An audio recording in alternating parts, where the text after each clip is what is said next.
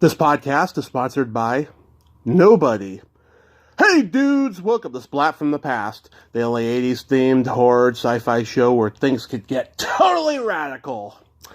Now today, I will be talking to an amazing, legendary, journeyman character actor. I will be talking to Lou Antonio. You all know him from the 1967 immortal timeless classic Cool Hand Luke. Ironically, he has a memoir out called Cool Hand Lou, and we're going to be talking about all of that stuff today. You know, he played Coco in Cool Hand Luke, you know, one of the prisoners, and he also guest starred on so many great shows: The Monkees, I Dream of Jeannie, Bonanza, Star Trek, in which he had the blue and white face. He directed episodes of The Flying Nun, Partridge Family, Picket Fences. You know, he did a couple of movies with Elia Kazan. I mean, he's had just a legendary career, and it's going to be such an honor to talk to him today. It's Friday, October 7th, as we record this, but I'll be dropping this on Tuesday, November 1st, because I'm doing horror only, as you all know, for Halloween October, during the month of October. And this conversation is going to be fantastic.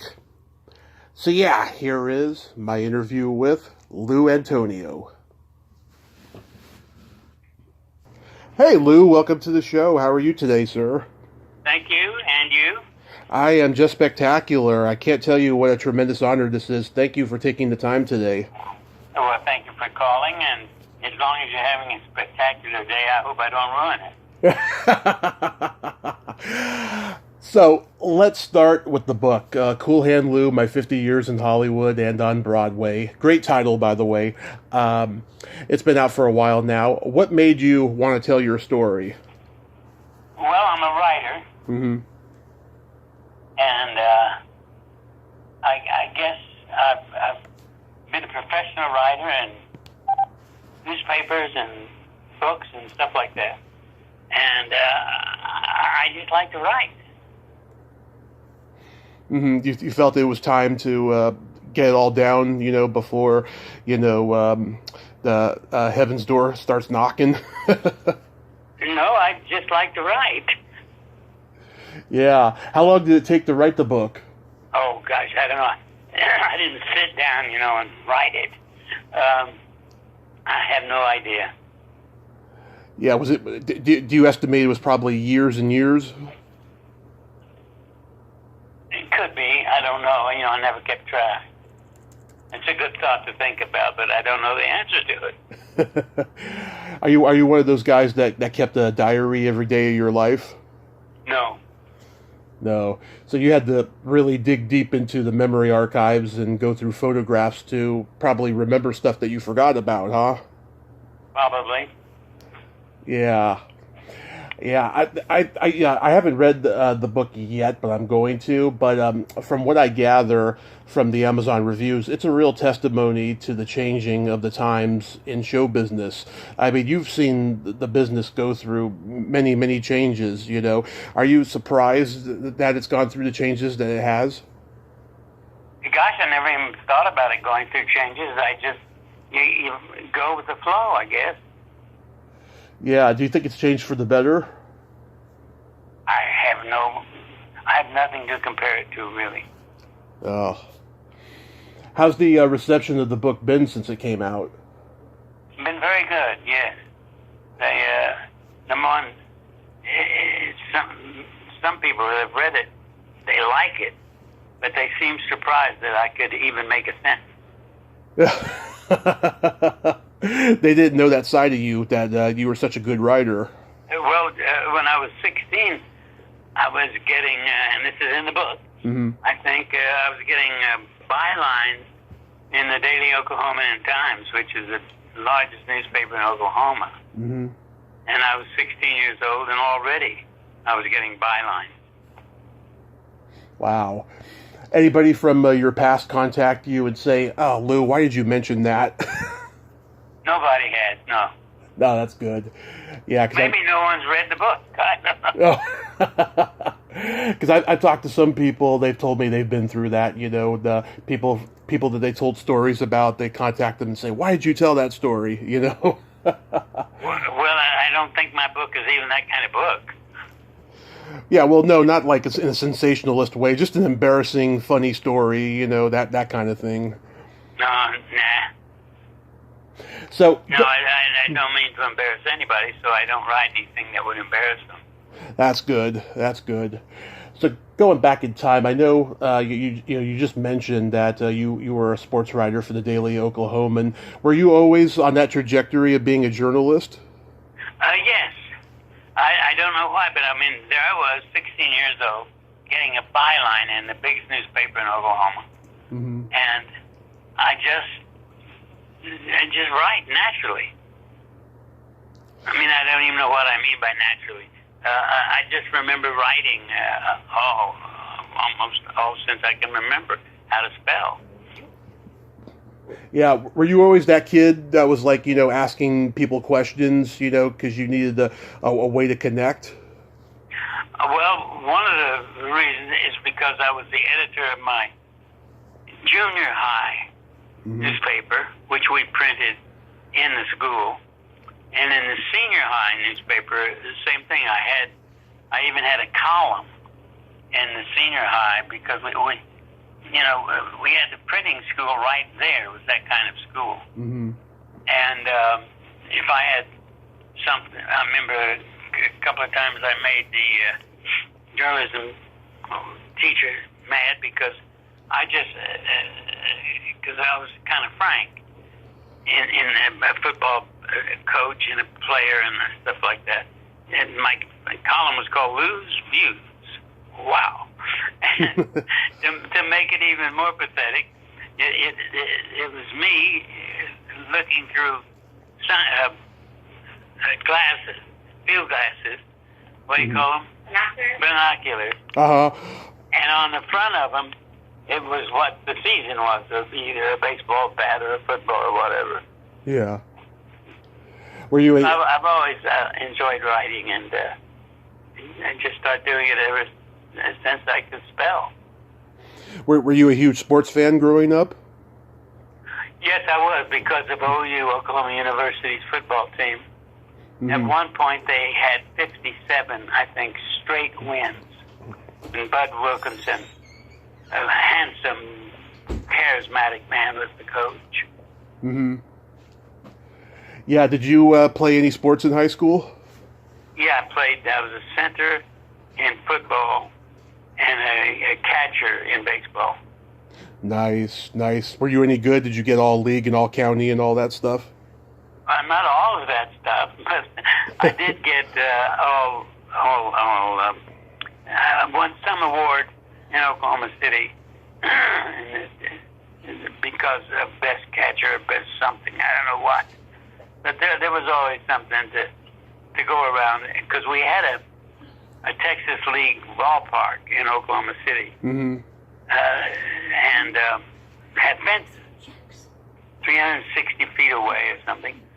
And when I knocked one over the fence I stood there at home base saying, "Did that just go over the fence?" And the coach was like, "Run! And I thought, why is he so excited? If it went over the fence, it's called a home run. I could walk it if I want to, and bow a lot." Yeah. Did you do drama in high school as well? Did I what? Do drama, theater? No. My brother Jim did, I think. He came back from the Air Force and majored in drama Yeah. at OU. So when was the moment that you started gravitating toward acting? Well, I guess I saw my brother doing it, and I usually did what he did. He's my older brother, by Jim, and he's older than I. And I just seemed to, if he did it, I'll do it. It's just a brother thing. No competition. Just, oh yeah, there's a good idea, and do it. Yeah. So after how long were you a? Well, it's in the book. It's in the book. Yeah. So after you were writing for a while, is that when you decided you were going to go to New York to pursue acting? Let's see. What made me go to New York? That I even, if for some reason, I guess because Brother Jim was an actor, that I guess I wanted to try that acting thing because I was going to be a all-star baseball player, a catcher, but I stole home and it's in the book, my right shoulder came out of place, and that was that. Ooh. I could barely throw it back to the pitcher.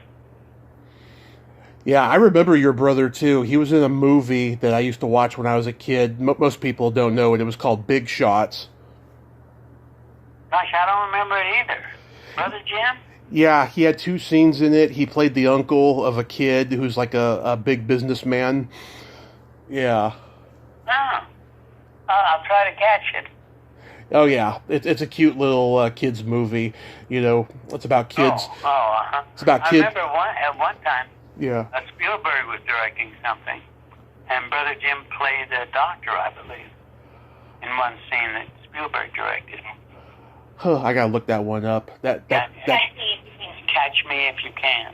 Oh, Catch Me If You Can with Tom Hanks and Leonardo DiCaprio. Yeah. Okay, you know more than I do. Yeah. So when you got to New York to study acting, was Elia Kazan your teacher?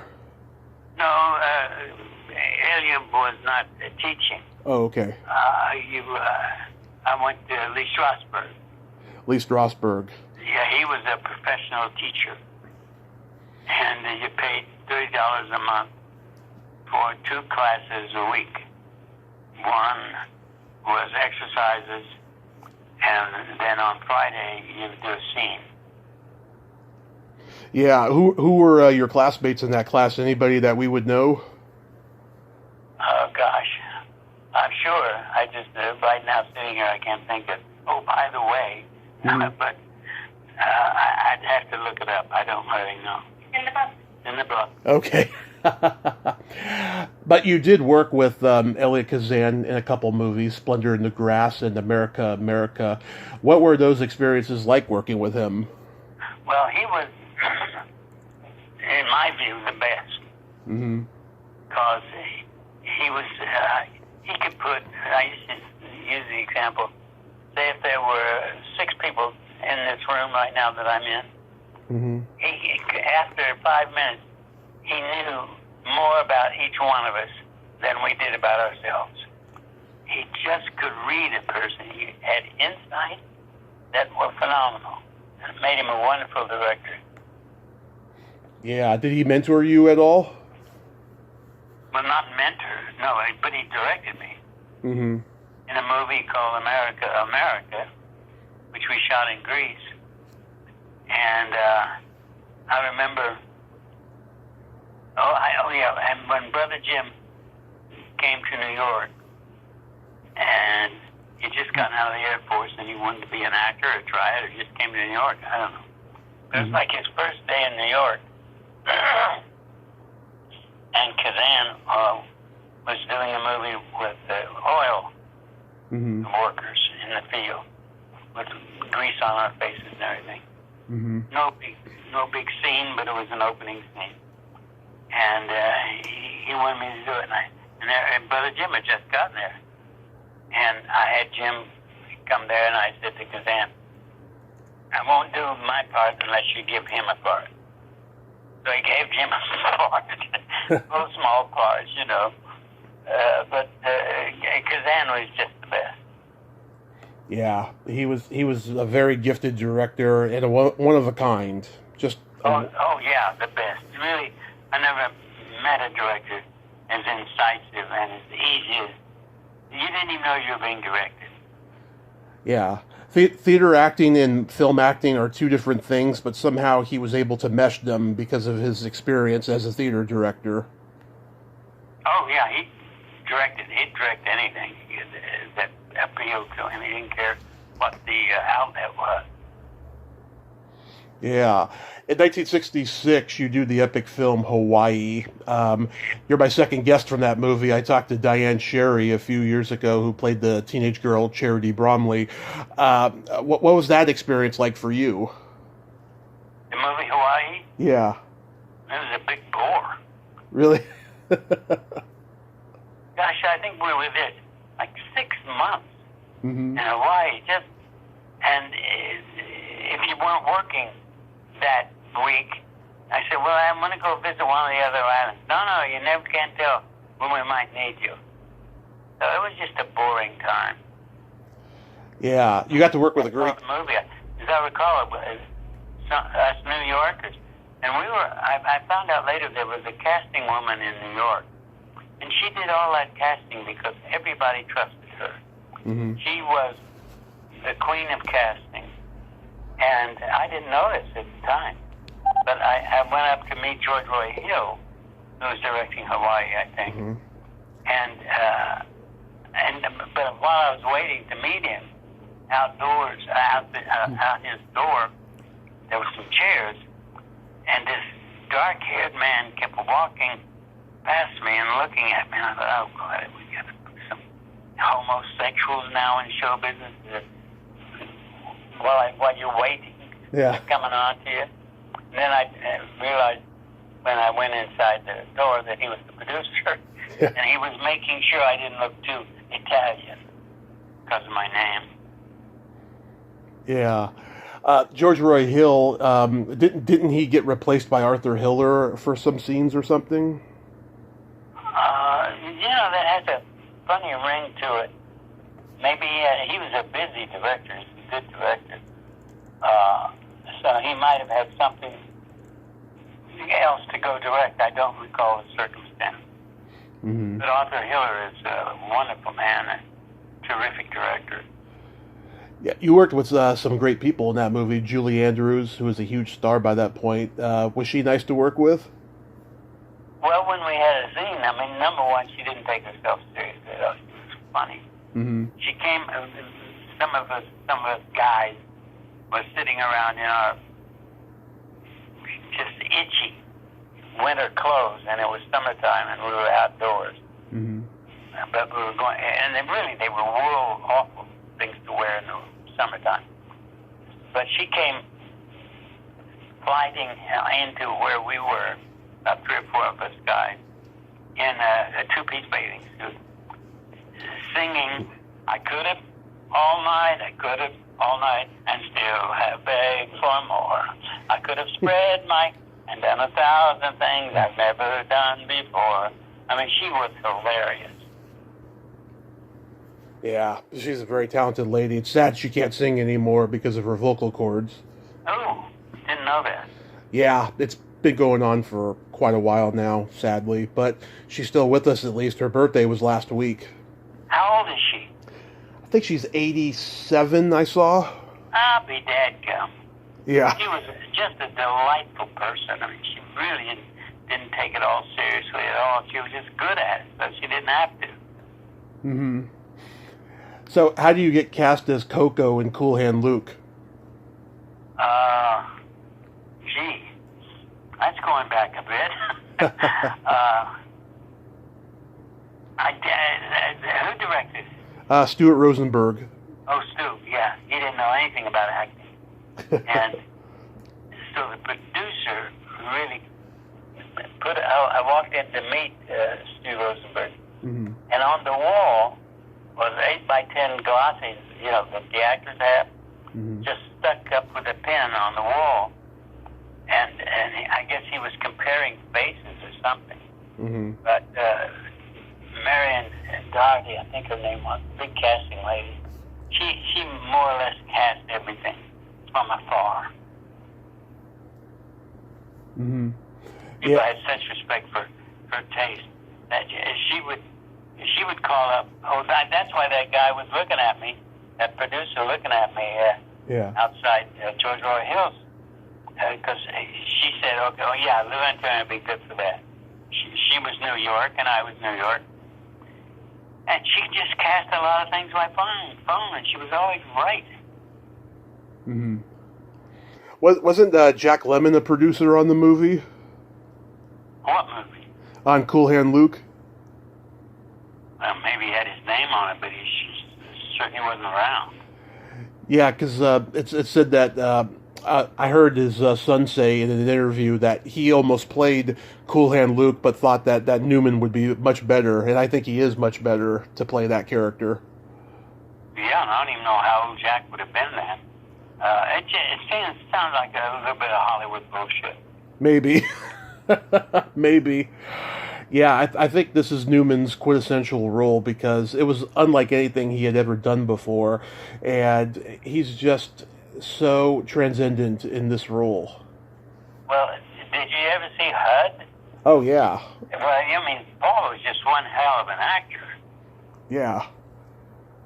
Almost Didn't everything. need his blue eyes. He would have been a good actor anyway. Yeah. I mean, everything he did, he was great in, but this role, I think this is his best role, and that's saying a lot. What did you like about his performance?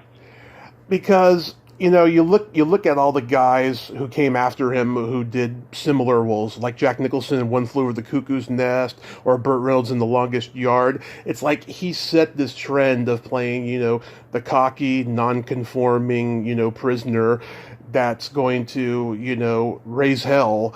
And just the way he does it so authentically, like, you know, all the years of experience that he had under his belt. This was like, you know, a love letter to his fans and say, here, take a look at this role. Well, yeah, Paul was a stage actor. Yeah. And not in New York. He was an understudy and things like that. And he was just one of the best. Yeah, I don't think too many people know what a great stage actor he was because obviously, you know, it wasn't caught on film. But yeah, I mean, he did a lot of theater. I don't know how much, but he doesn't even matter if he did summer stock Yeah. or scenes. We used to do scenes in New York as young as we'd say, listen, it's Sunday at Lou's apartment or at Joe's apartment. And we would do scenes, just work on them all by ourselves. And that was great fun. Yeah. Was Strother Martin a good guy? Nobody likes Strother Martin. He's just a wonderful man. Yeah. Championship diver. Mm-hmm.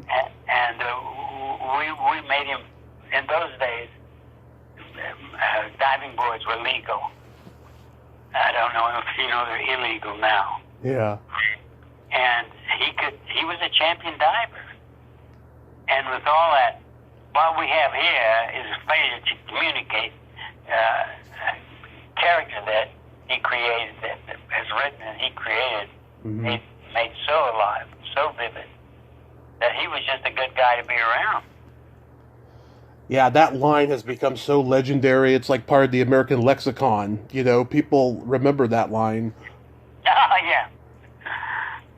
Well, he didn't write the line, but he sure said it like no one else could have. Yeah, it was just perfect. That infamous scene with the hard-boiled eggs. That scene makes me gag every time because I can't stand hard-boiled eggs.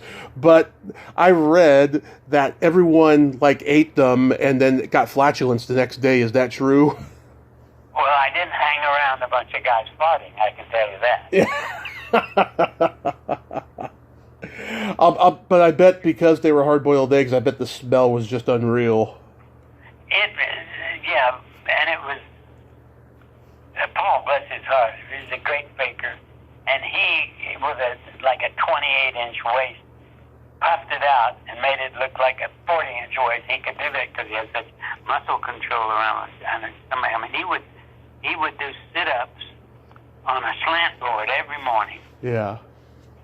And then put his face in ice water. Yeah. Well, he must have been sick by the end of the day, you know, eating all those eggs. Well,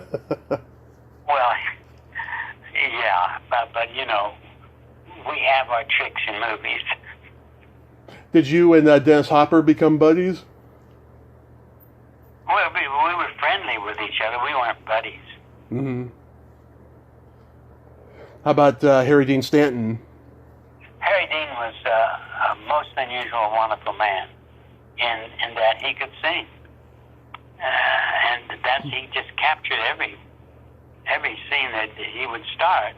It wasn't even written, but Stu Rosenberg sometimes would say, hey, Harry Dean, and Harry would get his guitar out and start singing make up some song that he was working on.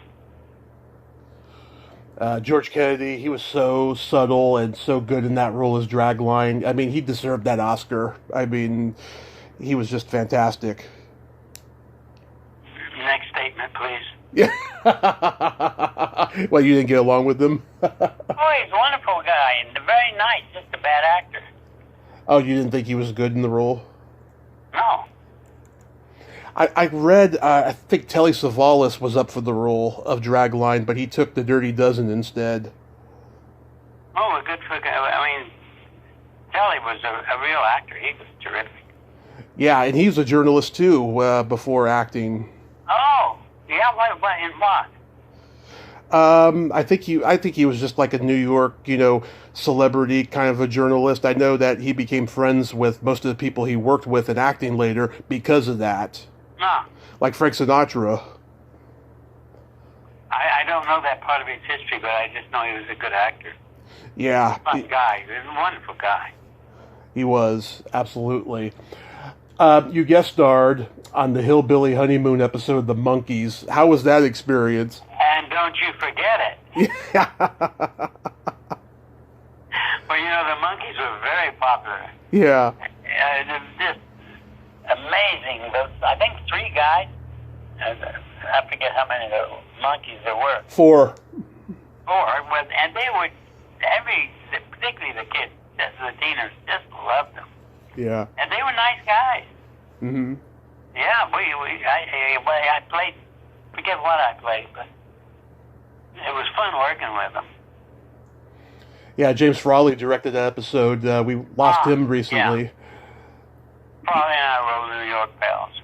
Yeah, that's what I was going to ask. You knew him in New York? Yeah, his father had a bar. And so we would meet, and Jim would be working the bar, and occasionally slip us one. He had that great character actor face, I mean, he could have been a character actor if he had just stayed on that path and not directed. Yeah, and he was good at both. He really studied directing because he was teaching me what directing was. I said, "What, Jim? Why are you doing all this?" And he would lay it out. He studied it. He was smart. You guest starred on a 2-part episode of I Dream of Jeannie. How was that experience? Oh, well, number one, she was so cute and adorable. Barbara Eden. Larry Hagman was fun. And Larry liked to drink. Yeah. And there would be a bottle of champagne every morning, open on set. And it was a giggle time. Who could take all that stuff? It was a salary, and she was fun, and Larry was a ball. So, of course, some of it was just fun, and what could be better than fun while you're acting? Mm-hmm. You have a lot of fans from the classic episode of Star Trek that you did. How did that makeup feel? I'm curious to know. Like, did you have to go through a lot of it because maybe you were sweating on set? No, the tough thing was on the makeup man. Mm-hmm. Of getting a line straight down. What's so tough about that? Straight down the face. It was not easy, particularly once you hit my nose. But it was. He was patient and would get annoyed with himself when he wouldn't get the line exact. I mean, he was one of those great artists in that he cared about. He's doing makeup man, half black and half white, and he cared about every stroke that he put on my face. Very difficult job for him. Mm-hmm. I read that when you and Frank Gorshin, run down that hallway, you both collided. Were you both badly injured? We both collided? Yeah, or is that just another one of those internet rumors? If I ran into him, I don't remember it, and I hope I didn't flatten him. Yeah. Because I was a lot stronger than he. But he was a good guy. He was a comedian. Yeah, he did Burt Lancaster and Kirk Douglas. Oh, and he was quite good. But you know who the best was? You remember Jim Carrey? Of course. Jim Carrey could do impersonations with his face, not his voice. Right. He would do and Warner Brothers. He was on a contract with Warner Brothers, and I forget the guy's name. He's a good guy, New Yorker. He was a casting person there, and didn't even know that he would do impersonations with his face, not his voice. I was standing next to him, and I said to the head of that department at Warner Brothers, because I knew that guy from New York. I forget his name. Good guy.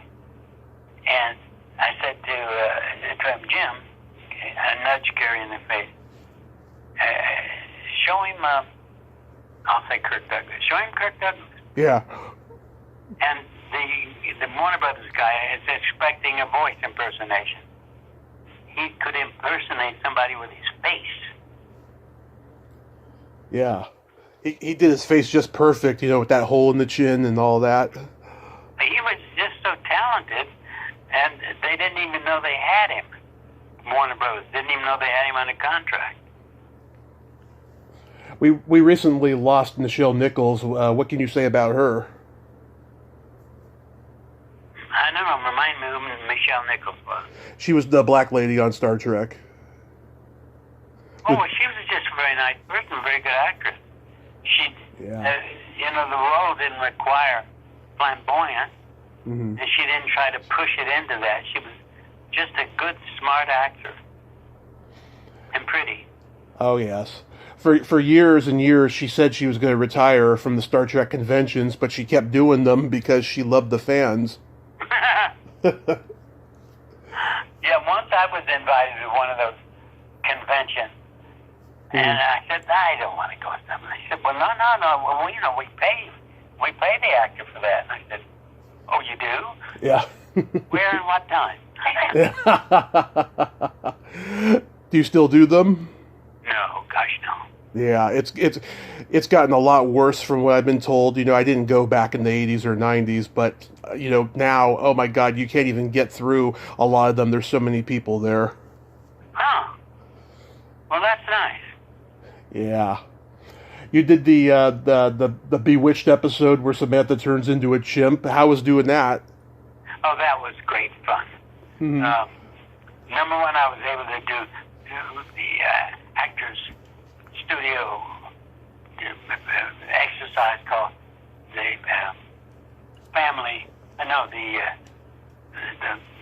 animal exercise.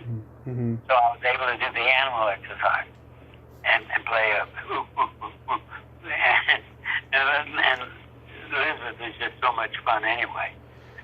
That it was just fun. We went to Africa together on something. Face to Face, it was called, she and her beau at the time. And it was just, number one, she was just a delightful person to be around. Yeah. Giggle, laugh, funny. She was a terrific person to be on a location with. Was that chimp well behaved? No chimp is ever well behaved. But it was funny. And there's a picture somewhere of it was dressed just as I was. And it was sitting next to me in our chairs. And if I crossed my leg, the chimp would cross his leg just the way I was. And I said, we're so close. We are so close to those people called chimps. Oh, that's funny. You did an episode of Night Gallery that Leonard Nimoy directed. How was Nimoy as a director? Well, Leonard, I was flattered that he would ask me to act in that, and simply because I admired his acting and him. He was a good guy. I mean, he even, I think, named a theater, bought a theater in New York, and named it the Nimoy Theater, and put on plays there. Not just for himself. Yeah. But that's the kind of guy he was, and so it was a good experience. Number one, he's a good actor and a wonderful person. It was just a good experience. Yeah. Do you remember the blonde actress Brooke Bundy? I can't. The name is familiar, but I can't put a face to it. I've interviewed her. She's a great lady. Yeah, good. What made you want to get into directing television? Well, I was coaching a lot. I was thinking about that the other day. When did I ever get into directing? But I was coaching a lot, and I went down to act. Dennis Weaver was a friend, and he was doing a series called Gentle Ben. Yep. And I had written a screenplay. And I called Dennis, who was a friend, and said, his nickname was Roop. Roop, how do I get to, be a director? Yeah. He said, well, number one, come down here. So he started to go. I did a guest shot and hung around and sat down in Florida there for a week or so, just hanging around. Did my part, hung around some more, and then Dennis really was the one who, gave me my first directing job. Yeah, you probably knew Rico Browning. Why is that name so familiar? He was the creator of Gentle Ben. Oh, no kidding. Yeah. I didn't know that. I talked to him a couple of years ago. He's a great guy. He played the creature from the Black Lagoon underwater. Well, I don't know how to respond to that. He did a lot of underwater stuff. I mean, he was an Olympic swimmer and all of that stuff. Yeah. Was the bear well trained? They had two. One bear who was easy to get along with. You could literally, as I recall, you could direct that bear. The other bear, they had two. And the other bear wasn't as well trained, but he was more frightening when he stood up on his hind leg. So we had two bears. One, a nice one, Gentle Ben, and the other one you had to be careful of. How was directing Sally Field on The Flying Nun? Well, Sally, I was running, I'll say, I had a lot to do with the Actors Studio on the West Coast. And there Sally was doing Flying Nun. And I said, darn it, that's a talented woman up there doing that damn nun thing. Yeah. And I said, Sally, never mind auditions, which to get in the Actors Studio, you had to do a 5-minute audition in front of judges. I said, I just want to make you a member of the Actors Studio, give you a little prestige, rather than being a flying nun. Well, she was so grateful. But she could act. Whoa, was she talented. So she was at the Actors Studio just knocking people out. Yeah, so you knew right away she'd be an Academy Award-winning actress if she ever got out of television. No, I didn't know that, but I knew she was a better actress than the Flying Nun. Yeah. And she needed some prestige as an actress. And so she gratefully, I think she seemed excited when I said, you don't have to audition, I'll just make you a member. And she came to the Actors Studio, and sure enough, she was good. She's just a wonderful actress, and she's so gorgeous, too. And she's a nice person, worked hard. I mean, really worked hard on parts and stuff. And as I say, she had prestige once she was a member of the studio. And so she worked double hard. And then Burt Reynolds kicked open the door for her, and, she's been successful ever since. Yeah. Well, Sally always liked winners. And Burt Reynolds was a winner at the time. Yeah. How was directing The Partridge Family? Well, it was good to learn how to direct in a situation in which not much direction was required.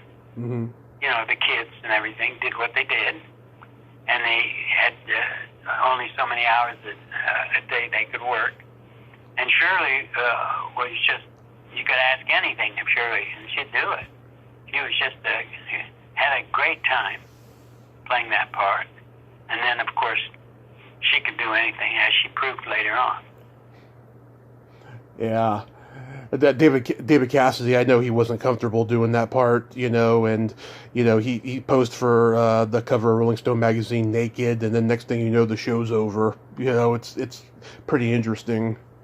Yeah, he would go off on weekends Mm-hmm. and make money on guest appearances and stuff, and come back on Monday at a certain time. He never missed. He was never late, and he just was smart. How about working with James Gardner on the Rockford Files? What could be better? Yeah. The Loki's together. Yeah. And he, when I directed like the first several, not the pilot, yeah, but the first several, and he went to. He was a little vague about did he go to college at OU or not, but he was just so much fun to work with, and he knew that this series, if it was a hit, would be very substantial for his career and financially. So he was just a good actor, better than people thought he was. Yeah. And then he's just a good guy. So it was fun working with him. He had that charm, like... Oh, that smile? Yeah. Gosh. I mean, women would melt within 10 feet of him if he gave them a smile. He was just a terrific guy. Yeah, I mean, he could do comedy, he could do drama, he could do westerns, anything. He was just a pretty interesting performer. Oh yeah, and it just came to him naturally. Yeah, I mean, he didn't have that much training, even though he did the Cane Mutiny with Henry Fonda for like a year early on in his career, but that's probably the extent of his training. I saw him do that performance. They toured Oklahoma City and played in the big auditorium there that we had live. I forget who did it with him, but there he was, touring with this thing and probably learning, because he was touring with good actors whom I've forgotten. And he worked hard and it paid off for him. One of my favorite shows growing up was Picket Fences. Did you like working on that show? Oh gosh, yeah. That got started in directing in that after Gentle Ben. Picket Fences, yeah. Michael Pressman was like ahead of that show, and boy, so he cast me to direct one. Mm-hmm. And oh man, I had worked out the fanciest staging of this scene in that front room. Boy, I mean, I really put my nose to it. And I came the first day, and Michael Pressman, who was producing it, was watching, and I showed him, boy, this great direction. Look at that, and look at that. And he said, Lou, what we want to do here is just be as simple as possible. So maybe if you didn't do that, and you didn't do that, it might fit the kind of simple home thing.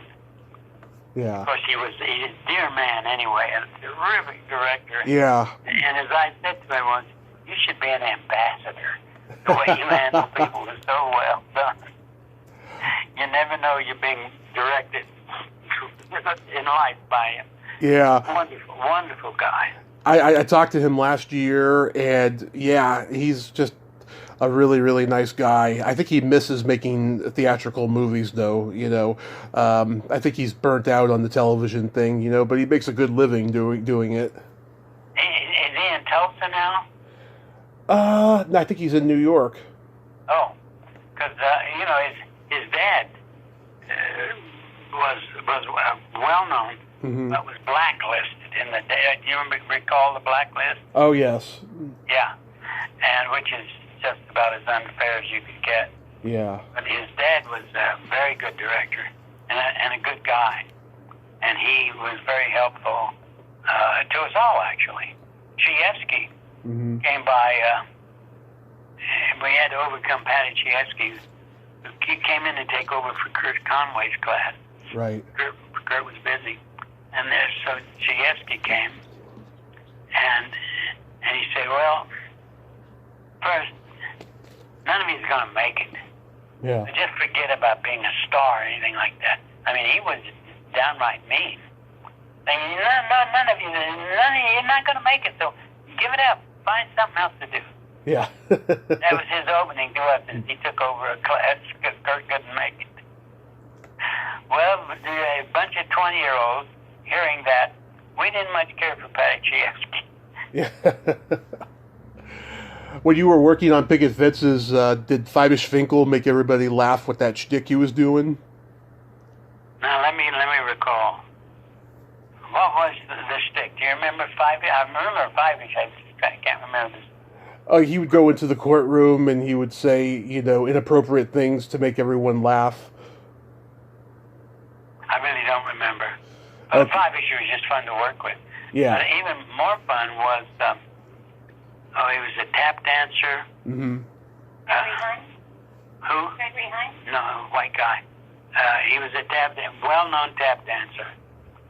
And ex-tap dancer. He was in his 50s when I worked with him. Mm-hmm. And I recalled him being a tap dancer. So he was playing a judge in an episode. Oh, Ray Walston? Darn it, what was his name? Ray Walston? No. Yeah. Ray, I worked with, and I made Ray Walston teary-eyed. Oh. Remember that he used to play that character, the devil? Yeah. And he was we were doing a scene in my class at the actor studio, and I said to him, he did a scene, and then we talked a little bit about the scene. Now there's that guy doing a scene at the actor studio, and I went up to him and just quietly said, the role of the devil, you own that part, you own it. And tears came to his eyes. Oh. Yeah, those are moments you're grateful to yourself for. He was a wonderful actor. Yeah, oh gosh, yeah, a great guy. He loved boxing. Mm-hmm. Yeah, he studied boxing all the time. You executive produced Mickey and Maude. How did that opportunity come up? Did I write Mickey and Maude? No, you executive produced it. Oh. It was my idea, but I couldn't remember. I don't. Did it run, or what was it, a series? No, it was a movie in 1984. It was a romantic comedy. Right. Who was in it? Dudley Moore, Amy Irving, Richard Mulligan. What a cast. Couple great people, yeah. Yeah. Dudley Moore was just hilarious. Yeah. He was kind of unknown, but there were those three Brits who worked together, and he was one of them.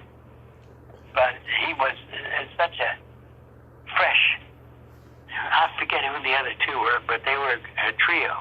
Yes. But I isolated him from something. No, it was him and Peter Cook. They were a duo. Just a duo? Yeah.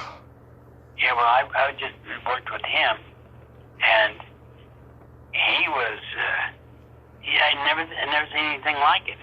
He could burn somebody's hand and make it funny. Yeah. Great. Yeah, my middle name is Arthur because of that movie Arthur he was in. Oh, yeah. He played the drunk. Yeah. That was a great performance.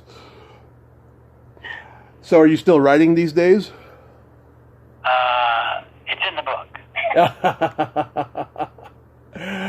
Okay, how's the COVID situation been for you? I stay away from it. Yeah. Yeah, I don't. Yeah, I don't leave the house. What? There's all that danger out there. But life is good, though? Oh, gosh, yeah. How's yours? Oh, mine is blessed. It's fantastic. Oh, gosh, yeah. God, you must have some conversations with some great, interesting people. I sure do. You know, every day I'm pinching myself because if you had told me 10 years ago, let alone 30 years ago, that I'd be talking to people I admire, I would have just laughed in your face. You know, I was a drunk for a while, and then a car accident changed everything. Well, you sound like an actor when you describe. Well, I've been a stand-up comedian, and I've done a little bit of acting. Yeah. Yeah. Well, what kind of comedy did you do? Stand-up comedy, you know, mostly, you know, scatological humor. Oh, so you did blue material, as we used to call it. Exactly, blue material like Red Fox. Oh, yeah, gosh, Red Fox. Yeah. Oh, wasn't he something? He was great, yeah. That guy, I'd forgotten about him. He was funny. That guy didn't believe in paying taxes. Like, Sinatra had to bail him out a bunch of times because the IRS was repossessing his house. I didn't know that. Yeah, oh, that's a true story. Gosh, well, bless Sinatra. Absolutely. That guy did a lot of great things for a lot of great people. Well, one time there was a thing, I don't know why, but there was like 4 cottages in a row somewhere. I don't know why, but in each one, I was the last one. And Sinatra was in one, and people liked that. Yeah. I don't know why they were there, but they were all, and I was the last one. And Sinatra came into for some reason. And it was interesting that he didn't introduce himself. Hi, I'm Frank Sinatra. Yeah. But he sat down in my chair there, and he pulled out sheet music, and he started reading the song, the lyrics to the song, and he was tapping with one hand the rhythm. Yeah. There. We didn't talk. He just needed a place to do that. And mine, I was alone there and had a toilet, and so now and then people would come down. But it was good to watch a talent like his. I mean, we didn't even, I should have started conversations with him, but he was working on the script. And it was just interesting to watch him work so silently. And he would take a sheet off of the song and lay it over the side and kind of make a note about it. And he was at Sinatra at work. And I just looked at him. I didn't introduce myself. He didn't have to introduce himself. But it was one of those times when you saw artistic concentration of an artist like Sinatra really pay off. He wasn't just a hipster. Yeah. And, you know, you got to be, you know, in a time when there was no internet and, like, everybody knew each other, everybody hung out at each other's houses. Now it's like nothing like that. You know, everyone's got these, you know, social media and these devices that just divide, you know, people. Oh, we even used to do, it's a little bit different from what you're saying, but in New York, many's the time where I would invite about 2 or 3 guys over, and we would have some Shakespeare, and we would work on it there at the house, just ourselves. And then we would do a Neil Simon, find out how to do Neil Simon. Yeah. Right after he learned to do Shakespeare. It was that kind of atmosphere. Did you know Neil Simon? Yeah, I met him, yeah. Yeah. I always wished I had been in one of his shows because he was in hits.